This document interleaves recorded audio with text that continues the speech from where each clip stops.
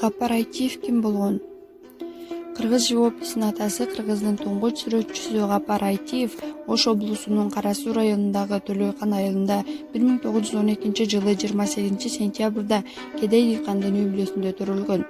Балдар үйүндө тарбияланган жаш талант алгач 1932 жылы Агартуу институтун бүтүрүп, эмгек жолун мугалимдиктен баштаган.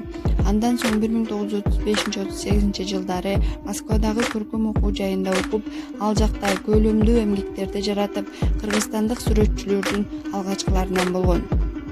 Айтиев негизинен өзүнүн чыгармачылык жолунда живопис менен алектенген, графиканы да кошо алып кеткен. Сүрөтчү кыл калеми менен адамдын жан дүйнөсүн, жаратылыштын кайталангыс көз иримдерин жана кыргыз элине гана мүнөздүү образдарды мыкты ача билген. Улуу ата мекендик согуштун катышуучусу, коомдук саясий иштерге активдүү катышып, өлкөнүн маданият тармагынын өнүгүүсүнө чоң салым кошкон. Ал 1940 жылдан 1968 жылга чейин Сүрөтчүлөр союзунун төрагасы болуп иштеп, өнөр-калаларды ачууга көмөктөшкөн.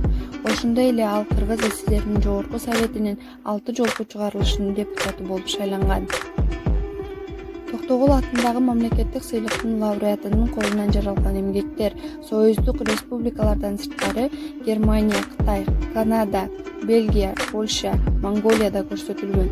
Алардын айрымдары азыркыга чейин Москва, Алматы, Казан, Баку шаарларынын музейинде сакталып, көрүүчүлөрдүн назарына коюлуп келет.